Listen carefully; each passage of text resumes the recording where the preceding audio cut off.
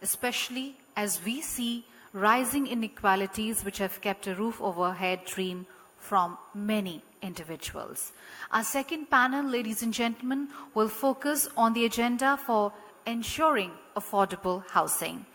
So without any further ado, I would like to now invite on stage our session moderator for this session, Mr. Sriram Kalyana Raman, Managing Director and Chief Executive Officer from the National Housing Bank India, to kindly join us. May I request you to please extend a very warm welcome to our session moderator. May I now invite our esteemed speakers for this session, Ms. Rula Devi, Chief Executive Officer from the Samoa Housing Corporation, Ms. Anna Mendiola, President and CEO of FSM Development Bank, and Dr. Charan Singh, Director of the National Housing Bank and full-time visiting faculty from the Indian Institute of Management from Bangalore.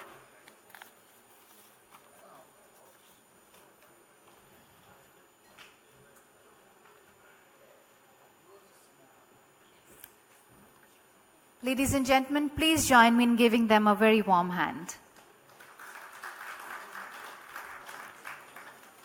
So with these words, may I now hand it over to session moderator to kindly make his opening remarks and moderate this session. Over to you.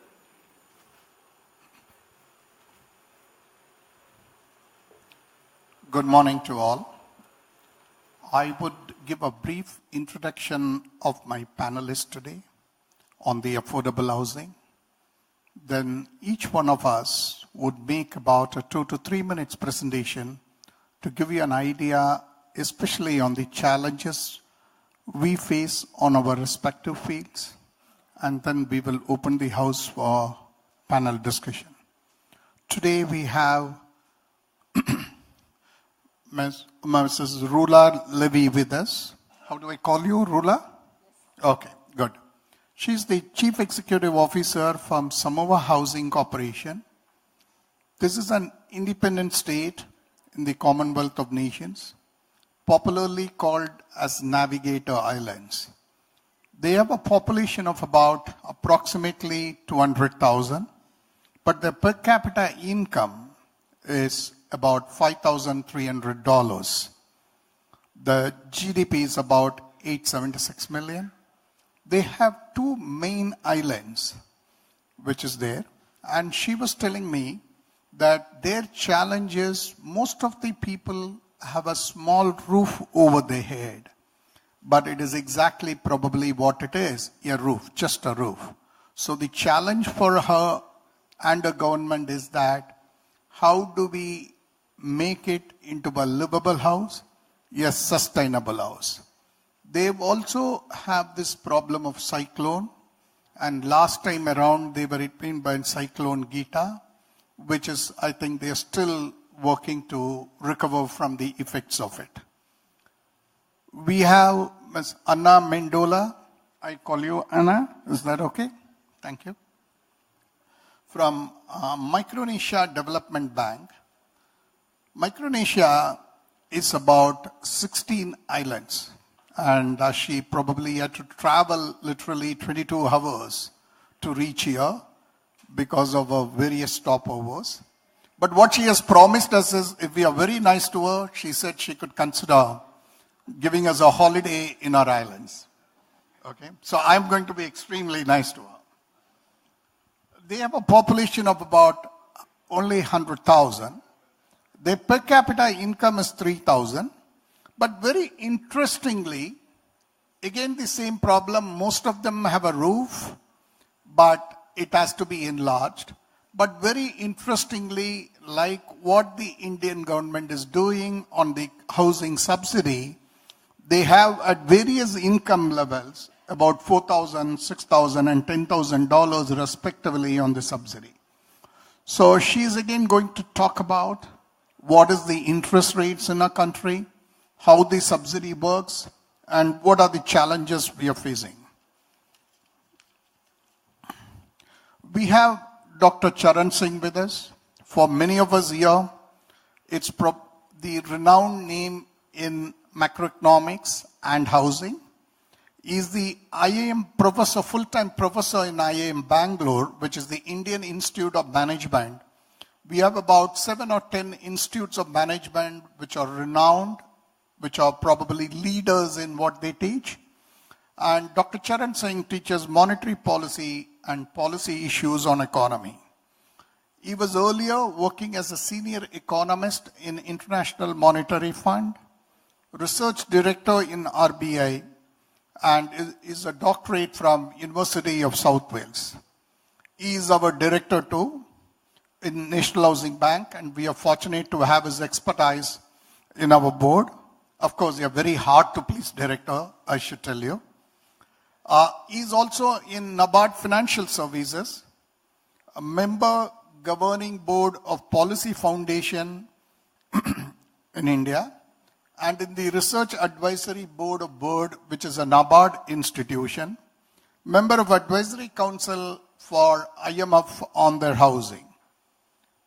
He has written innumerable number of articles and still continue to write. He has written a book on monetary management, and I'm told, which is a secret, he hasn't told us, another book is almost on its way, right?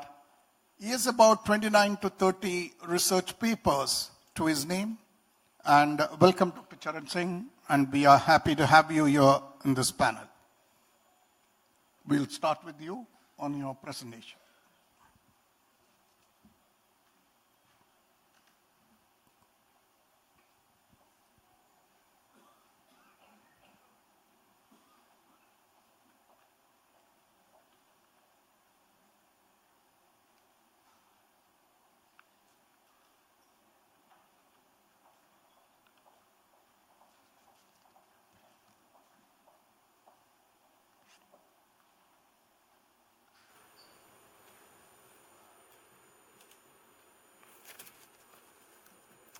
Right. Good morning, ladies and gentlemen. From the outset, I would like to thank ADFIAP and also the host institution for including affordable housing in this year's plenary sessions, because it's very important to all of us. I'm from Samoa Housing Corporation, as was introduced by Mr. Sriram Kalinara, and I'm going to talk briefly on the who we are and what we are for Samoa Housing Corporation. So a little bit of background of our mandate and our strategic alignment on this particular program. Also, we would look at the specific projects on affordable housing and some of the challenges and how we have overcome these challenges. Are we blocking you? Should we move on, or is that okay? All right. Samoa Housing was basically set up in 1990. There's a typo error there, which is the Housing Corporation of Samoa Act, which was legislated in 1990 instead of 1999 on the board. After the two major cyclones which hit the island, and it caused a lot of devastation in 1989 and 1990, the government decided to set up the Samoa Housing Corporation to basically deal with this disaster. So I think, you know, the potential is always bigger than the problem, which is why Samoa Housing Corporation was incepted in 1990, which is its main purpose is to improve the housing and the livelihood of our people with moderate and low income, and those who cannot access the commercial banks and the main markets. So we also have administer the housing portfolio, which government decided to transfer to the Samoa Housing Corporation in 2012. So we thought, wow, we must have been doing something good for government to transfer the housing portfolio, which was administered by two joint ministries, the Ministry of Works and the Ministry of MNRE, which looks after the resources of the country. So our mission is we are committed to providing affordable housing finance by being professional and profitable to satisfy our stakeholders. A little bit on how we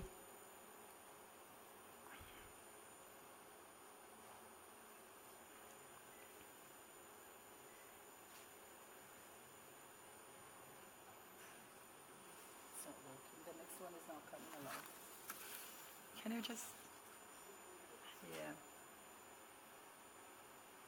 just the next slide.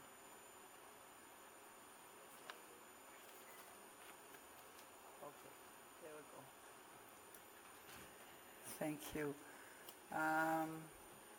A little bit on the background and how we have strategically aligned the special program to address the affordable housing needs of the country. Affordable housing is defined, but I think in this particular definition, context matters. We provide housing finance to those whose needs are not met by the markets, or those who are left out or left behind. So why do we need affordable housing? We recognize that there is a sector which is underserved and which is being left behind. So there is a current gap in the Samoan housing market for those who do not satisfy our normal lending requirements. And then we feel that housing resilience is poor during the natural disasters, and especially after we are hit by natural disasters, which is definitely becoming a norm for the Pacific region. As our chair has mentioned, Cyclone Gita, which hit us maybe 2 weeks ago, just before I came. So it's now currently in New Zealand. So it's probably gone round the Pacific somehow. So cyclones are quite predominant in our part of the world. Our problem statement there, which is aligning it with our strategic direction for this particular project for affordable housing, which is definitely contributes to improvement of the quality of life, especially in developing countries. So Samoa Housing Corporation and its partners is on the forefront in trying to bridge this gap in a sustainable manner, which is definitely the theme of this conference.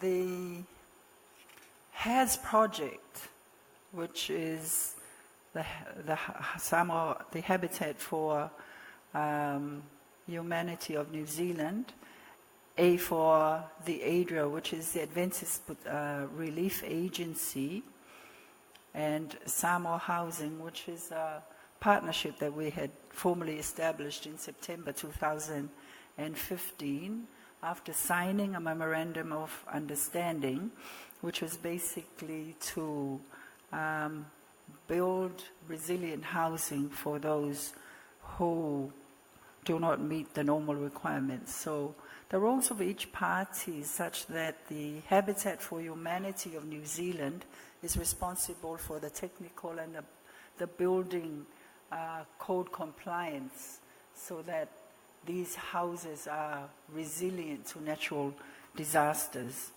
And the ADRA, or the Adventist Development Relief Agency, is responsible for the financial literacy training and implementing partner, and they screen the applicants and identify who complies and who are eligible and who have the greatest need. And of course, for Samoa Housing Corporation, our outfit, we provide affordable financial services with very relaxed and concessional terms from our normal lending. So the period, of course, is 3 years, which we've just completed late November last year. And our funding source, I'm happy to announce that we have here with us the CEO of the Unit Trust of Samoa, who we borrowed 2 million tala, which is $1 million. You just half that to get the US dollars. But now she's here and she's listening to the great need for affordable housing. So next time we loan from you, you have to give us a very good rate, a very, very concessional rate, so that we can pass on a very, very low rate to our customers. So, in implementing this project, you now see some of the houses that we built before and after. So it just improves the housing strength and the resilience, and it also provides improvements in the financial literacy of those down the lower echelon of our society. And of course, the family do have a great sense of ownership of the project, and in terms of the socio-economic advancement. And of course, they would have established a financial record and credit rating with us.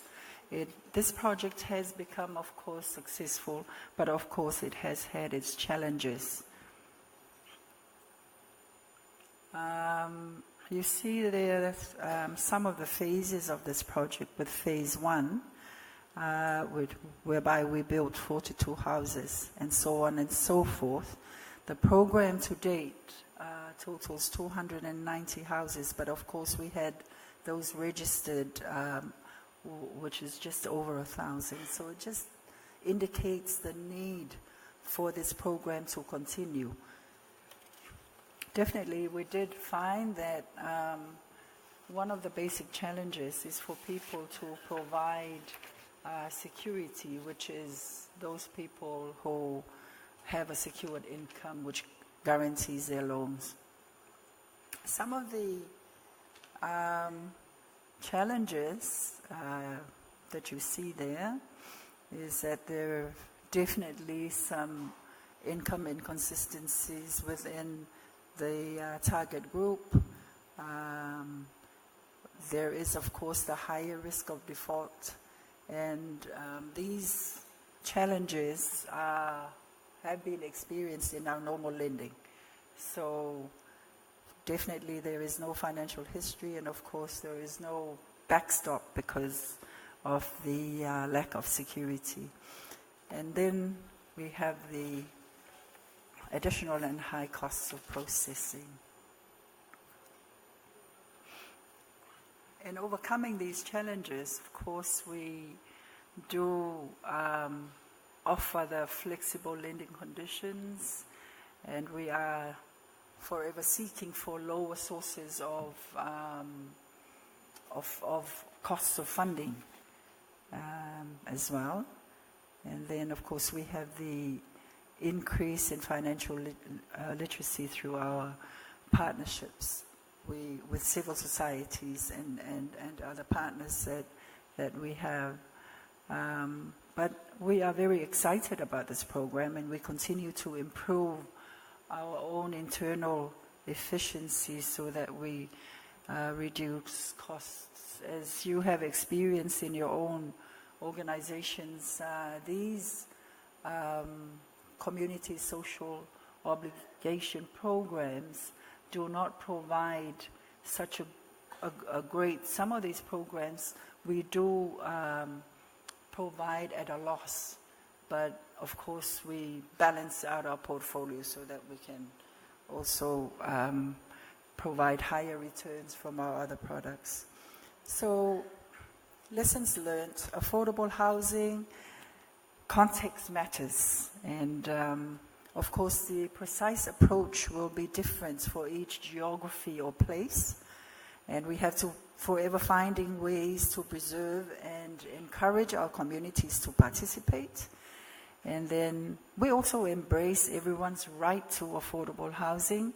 And the lessons learned are very salient and important from Samoa to India and to FSM. Bahut, Bahut, Dhanyabad. Thank you very much for listening. Thanks, Rula. Over to you, Anna.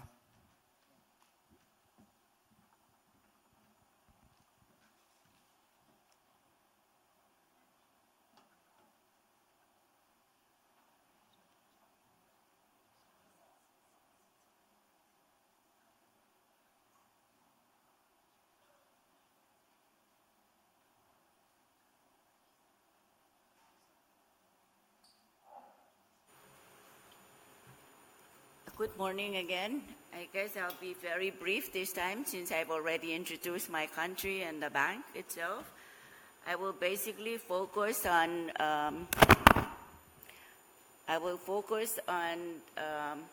affordable housing project, at least what the bank is doing.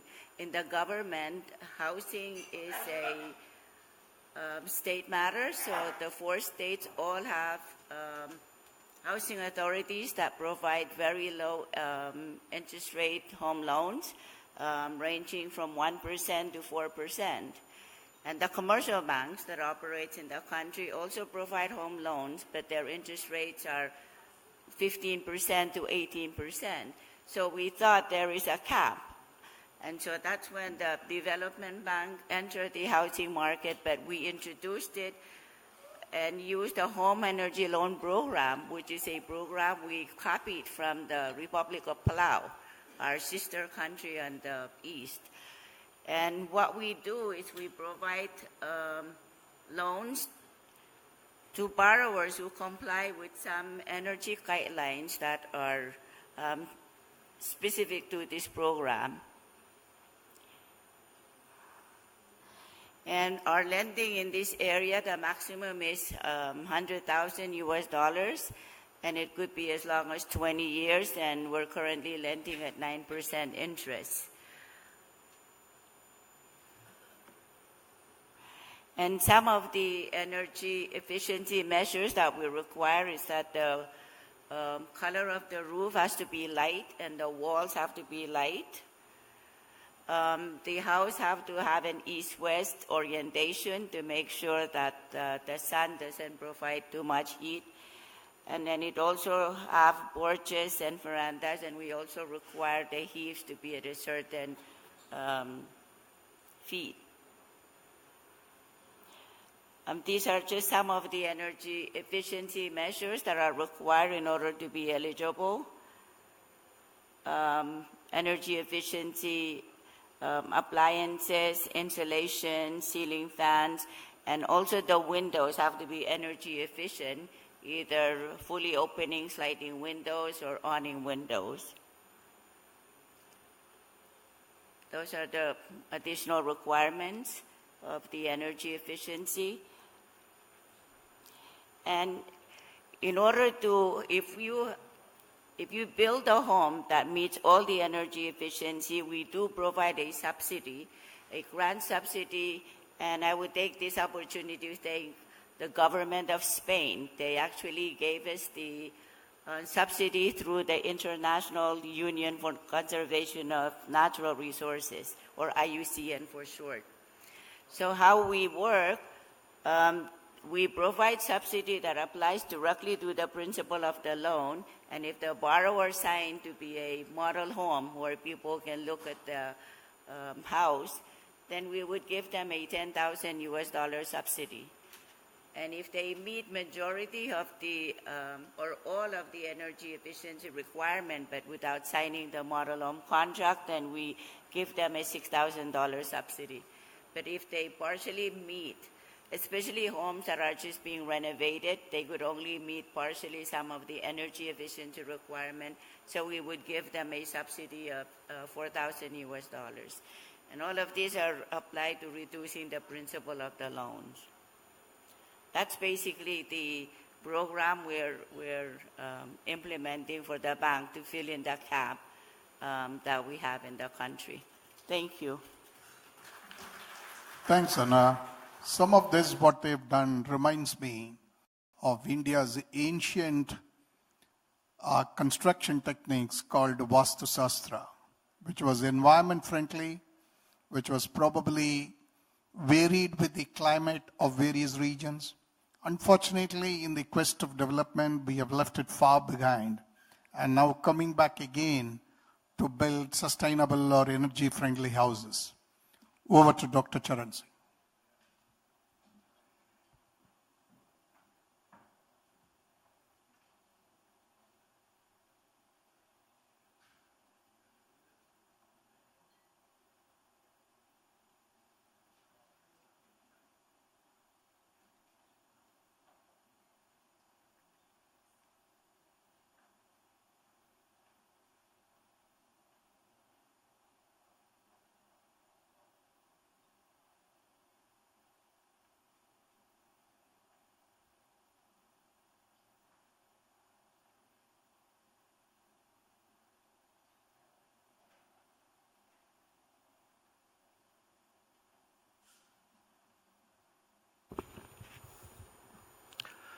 Morning, everybody.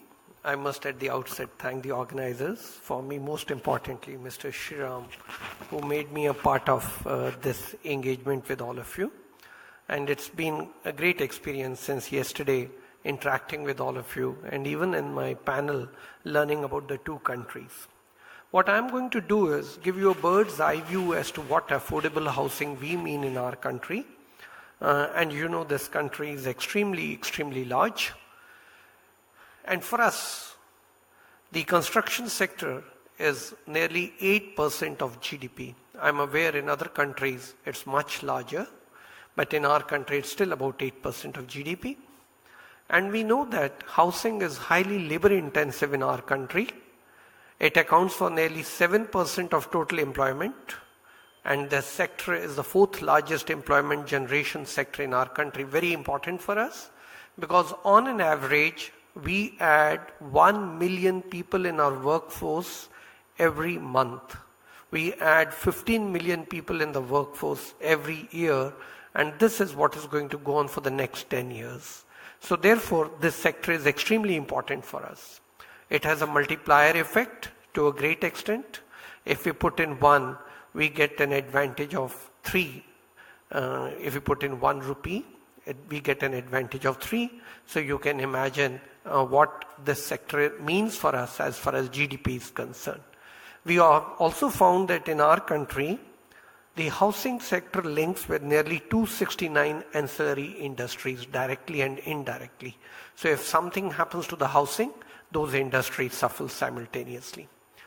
The key thing that I would like to bring to your notice as far as affordable housing is concerned is the urbanization that's taking place rapidly in our country.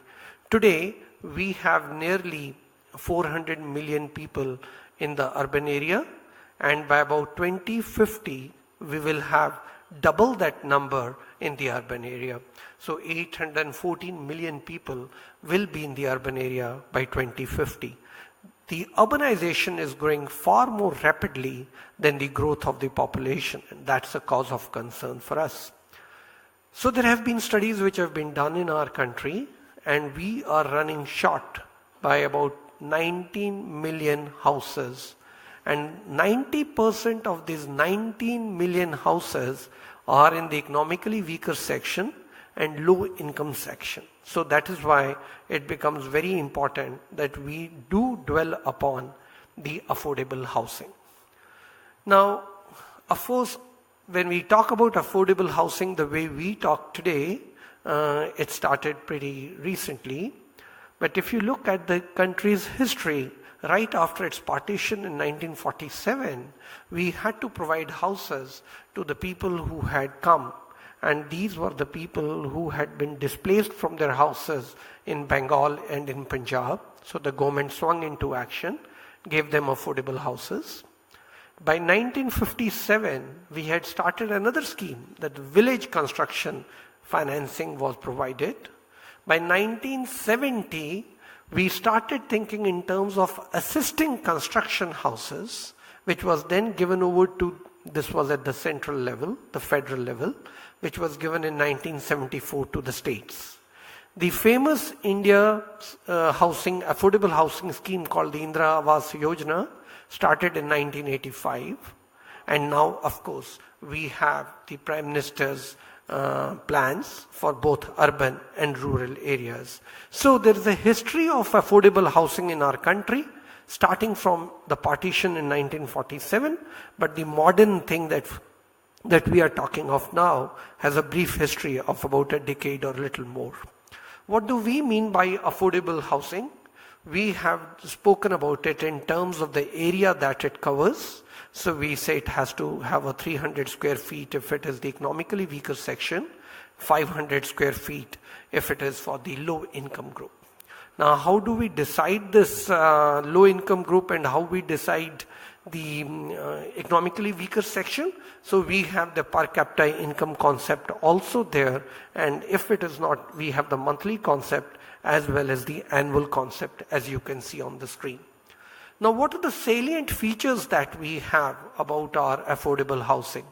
We're very happy to say that the government has been emphasizing the women becoming the owner of houses in our country under the affordable housing scheme. I think that's the most important thing, to empower the women along with creating houses in the country. So there are different ways, but the most important thing I would say is there's regular monitoring of what is being constructed under the affordable housing, and the figures are very large, as I'll just share them with you. The Pradhan Mantri's, the Prime Minister's housing for the urban area, it has 4 basic verticals, and it provides the states a choice to decide amongst the 4 of them. So we have the credit linked, as the name suggests, a subsidy scheme. We have the rehabilitation of slum dwellers. We also talk about affordable housing in partnership, and then we speak about subsidy for beneficiary-led individual housing construction enhancement. So these are the 4 verticals under which we are operating for the Prime Minister's urban thing. We are thinking in terms of 20 million houses in the urban area. When it comes to the rural areas, we have another scheme dedicated there. We have 4 million houses to be built up there, 40 million houses to be built up there, and immediate target within the next 1 odd year is we have to build 10 million houses. How do we take care of the cost, which is massive? In some cases, the federal government with the provincial government shares the cost in the ratio of 60-40. In cases of states which are in the northeast of the country, the ratio is about 90-10. And in some places, the central government, the federal government takes care of the complete house. To support the affordable housing, the government has come out with various other schemes which support it. And the most important is that there will be regulatory mechanism now for these houses so they maintain a minimum quality of standards. We have also accorded infrastructure status to affordable housing, which I think is extremely important. I'll be happy to take questions during the question answer session. Thank you very much.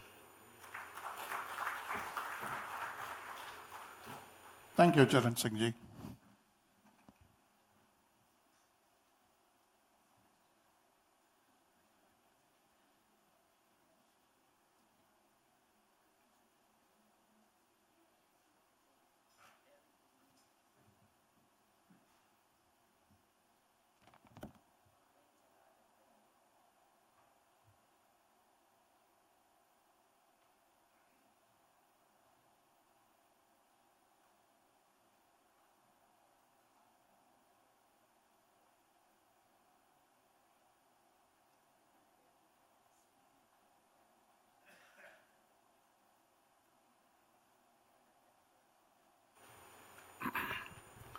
Good morning again.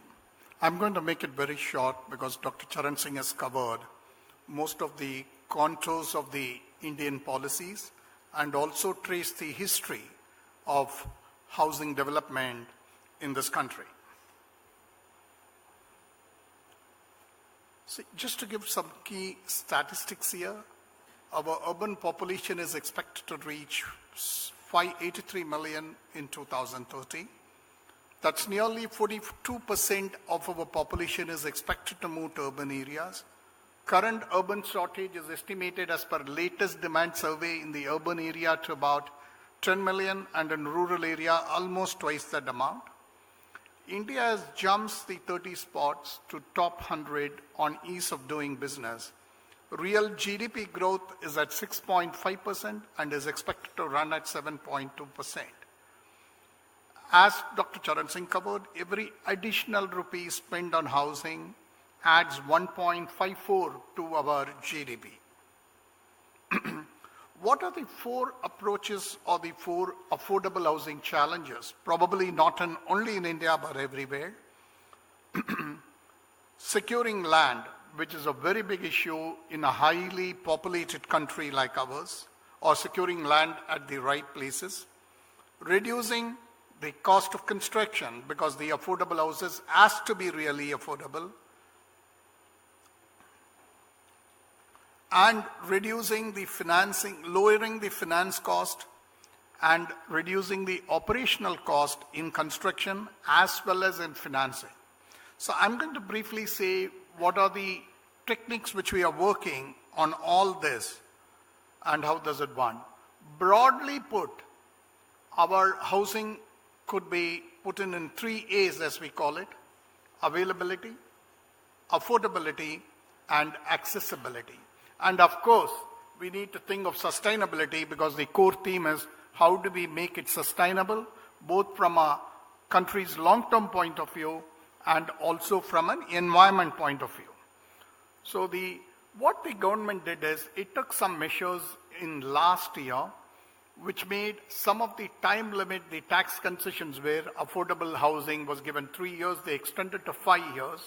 Because in the Indian context, and I understand from my fellow panelist, much like the other states, the housing is controlled by states. Each state has a different set of rules.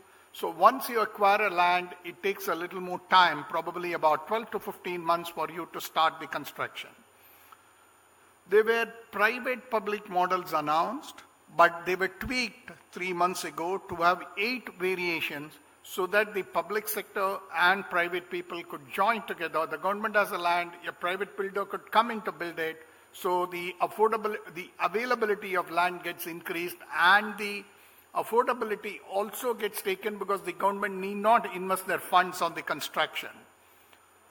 The National Housing Bank, the organization I represent, does refinance to most of the housing loan portfolios of what we call as monoline housing finance companies and to the housing loan portfolios of the bank.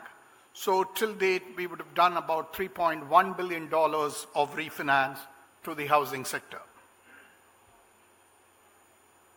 Oh, I'm sorry. One of the challenges which we are facing, briefly put, is to how to rationalize high stamp duty rates. It varies from states from 9% to 14%. So we are working with many state governments, at least at the affordable segment, can we bring it down? Some states have taken this forward step. Due to the high population of this country, the government has realized that rental housing is one. You need not to have a housing for all. You need not own the house. There are segments which could happily be housed out of our rental housing, which there is a lot of policy initiatives which is being worked out. The National Housing Bank and some of the other development financial institutions are working on low-cost multilateral funding. For example, we have just signed with AFD of France about 100 million euros on sustainable housing funding. So this is again to promote affordable housing and sustainable housing. Use of public sector bonds. Traditionally, the state-owned units have excess surplus land. There is a policy which is being worked out how effectively and transparently this could come in to support affordable housing. And we also enacted in law the Real Estate Regulation Act, which has sort of made it very accountable, the builders, to give the houses on time, to make all the classes quite transparent, which has gone a long way in enhancing the confidence of the home buyer to say that he has a recourse to an governmental to a regulatory institution to if there is a problem in his house or on the construction. How does our portfolio looks like? It's about 167 million between the state-owned banks and housing finance companies. But the good news is the last 2 years' disbursements, if you see, have all nearly 40% have gone for below 1 million Indian rupee houses, which means from the supply side, it is happening on affordable houses, and from the financing side, we are really looking at the growth in affordable houses. This, I'm leaving the slide because Dr. Charan Singh covered all the 4 legs of this quite in detail. And what are the latest announcements of the government in our last financial budget to boost the affordable housing? There is the Affordable Housing Fund, which is being proposed to be created in the National Housing Bank. There is budgetary support of about 3.8 billion for as extra budgetary resources for the houses, which the concerned ministry will raise. The tax laws on capital gains and business profits were tweaked to give more benefit for people who buy houses. Reform measures on stamp duty is being proposed. The government has launched a massive skill development program, and once it was already there, they have given renewed emphasis for it in the current budget. What this is going to do is, because of the vastness of the country, is going to increase the skill. So when you have skilled masons, skilled carpenters, skilled electricians come up, the quality of affordable housing in far-flung areas is going to improve. Moreover, once we use the local labor, the economy of that area is going to improve. So it has a dual advantage. The government also started construction of toilets, and as on date, I think we have done about 60 million, because for the poor, we said we will create toilets at every house and at every place. Agriculture as an enterprise is going to boost the demand for rural housing, because as agriculture income increases, the people would like to move to a better house.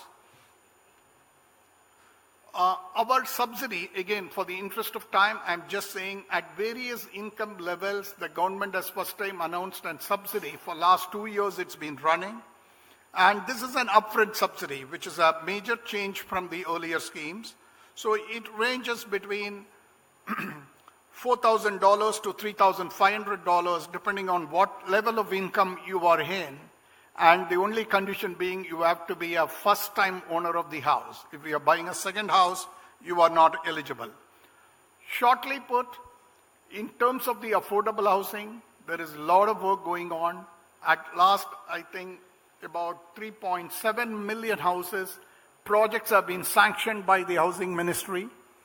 The subsidy scheme is taking well, with nearly about 81,000 people so far benefiting from the subsidy. So all in all, we are on our goal to achieve the government's goal, what we call as the Prime Minister Pradhan Mantri Awas Yojana, Housing for All, by year 2022. Thank you, and Jai Hind.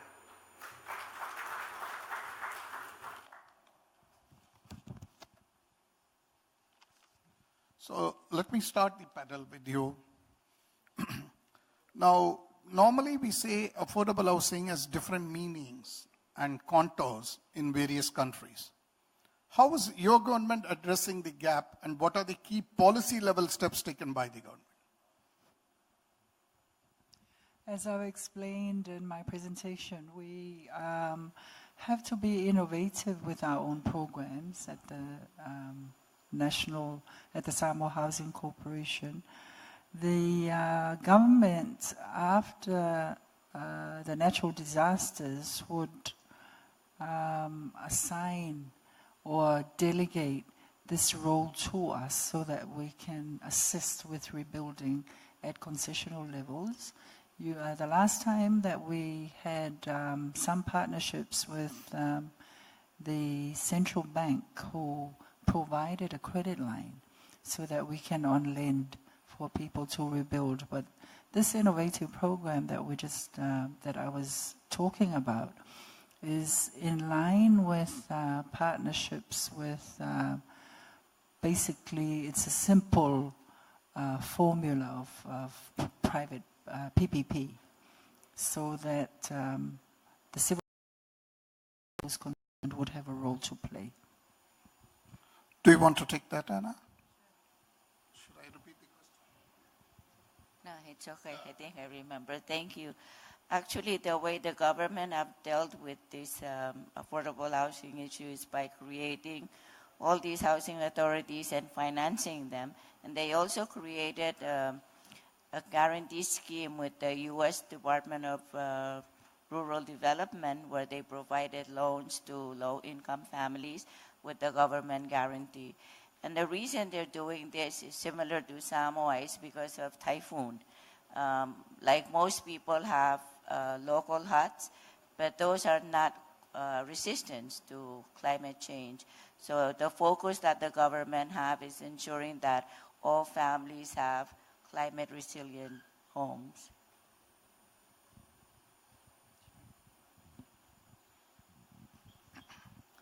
Doctor, a question to you.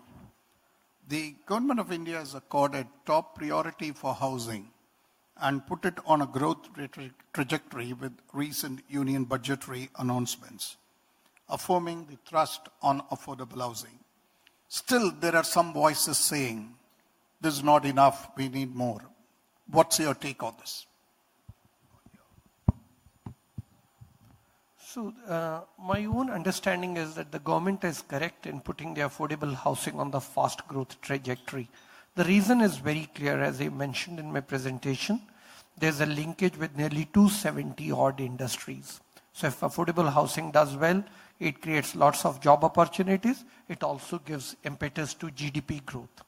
Given that the population is growing at that rate, it's very important that we do provide this impetus and injection to the economy. The issue is, what is the absorptive capacity in which the money can be pumped into the system? Because if the government is putting in money, that's a taxpayer's money. And these institutions through which the money is going, they have to be regulated.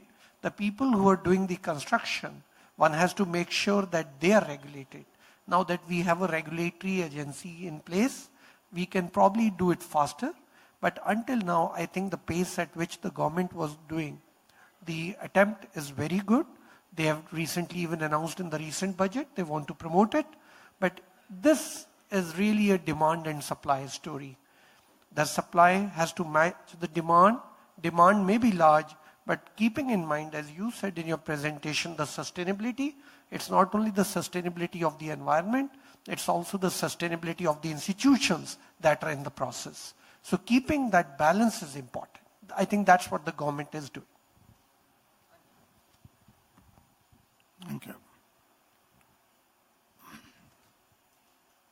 Now to you, Rula, and probably Anna, does the government, your governments, have any plan to implement more subsidized housing programs to afford the gap? Because you said the government's goal is to increase the standard of living, if I understand. And what are the steps taken, considering in both your countries, the interest rates are quite high? What are the steps taken to make long-term, low-cost fund available for affordable housing? Thank you. It's a very important issue that we have to address because of the, definitely these are the unserved population.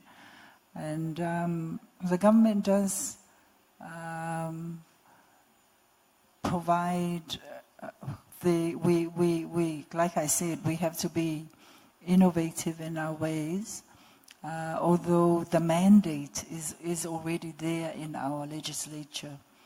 So we have partnered up with Habitat of Humanity for New Zealand, who provides that technical side.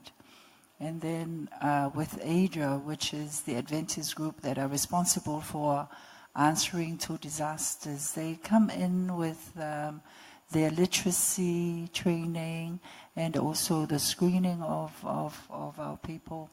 But I think government does provide like an overarching role, and they do come in when there are natural disasters and provide that support. So I think with the partners of sources of funding like the Central Bank, UTOS, and those we can borrow from at very concessional rates so that we can keep the interest rates down. Thank you. Anna, especially with your interest rate at 14 or 15%, how do you sort of plan for that, and how do you make the long-term fund available to housing?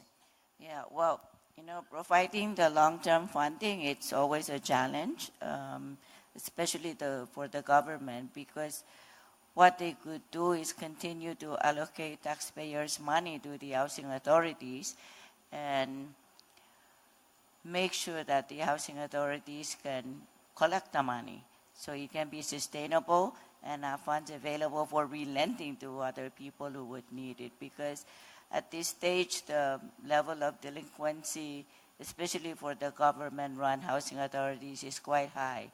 So now they're looking into educating the people about handling their loans and making sure the housing authorities are more efficient. So now they're looking to the banks, like the Development Bank, to also provide that kind of assistance and fill in the gap where the government cannot provide any more funding.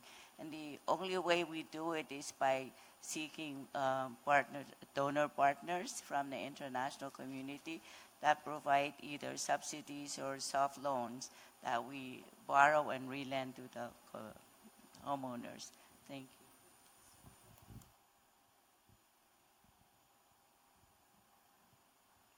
you. Okay.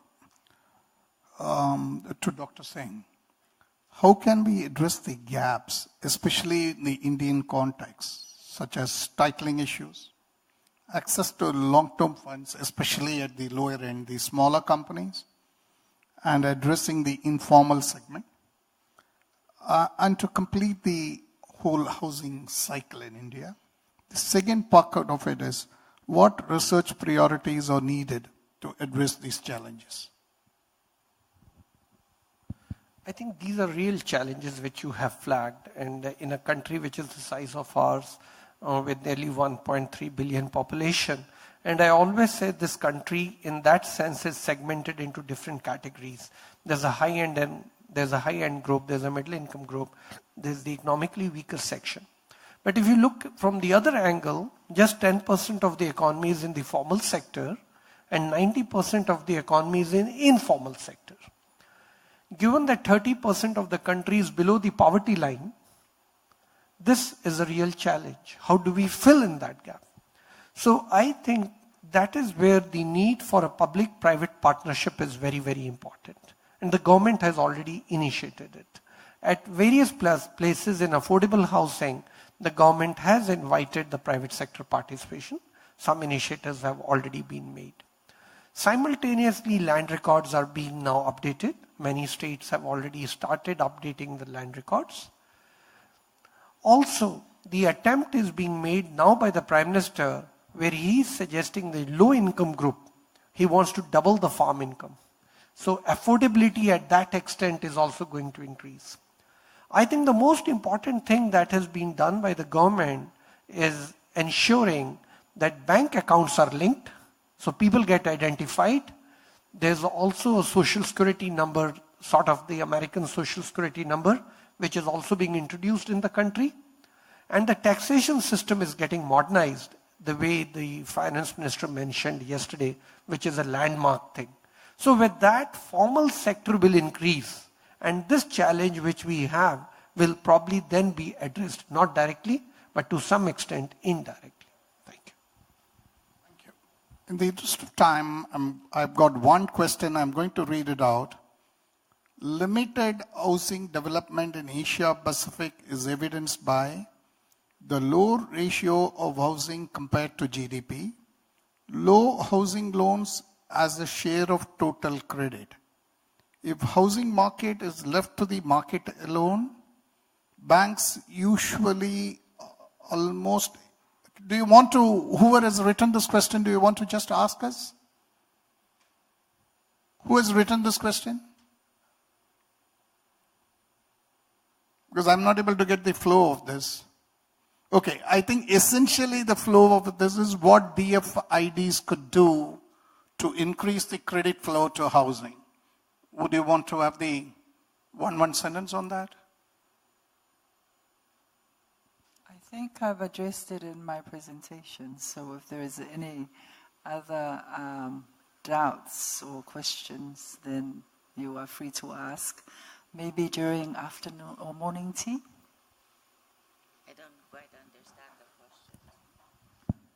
question. My reading is that the way India attempted this, given that we have a highly segmented population, where we set up the housing finance companies, the commercial banks were always reluctant to go a certain length, and to overcome that challenge, we set in the housing finance companies, which went a complete length to cover it. To regulate the housing finance companies, we set up a new regulator with a focus at that grassroots level. I think that is the way to ensure that credit to this housing segment, especially in the informal market, is extensively propagated and done. Thank you, Dr. Singh. I think we are wrapping it up in the interest of the time. We have Rula talk about Samoa, where the challenges are at 17% interest rates.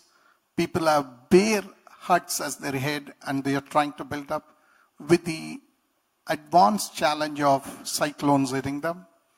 We had Anna with 16 islands, and to cater to all of them, who's also fighting with a little high interest rates and to create a long-term sustainable funding. Of course, Dr. Charan Singh and I, working here, briefed you on the initiatives we have taken, the challenges we had come in India, and how governments, us, research people like IM institutes and Dr. Charan Singh, along with the financial institutions and DFIs, trying to overcome that challenge and making the dream of housing for all come true. Thank you, panelists, and thank you all.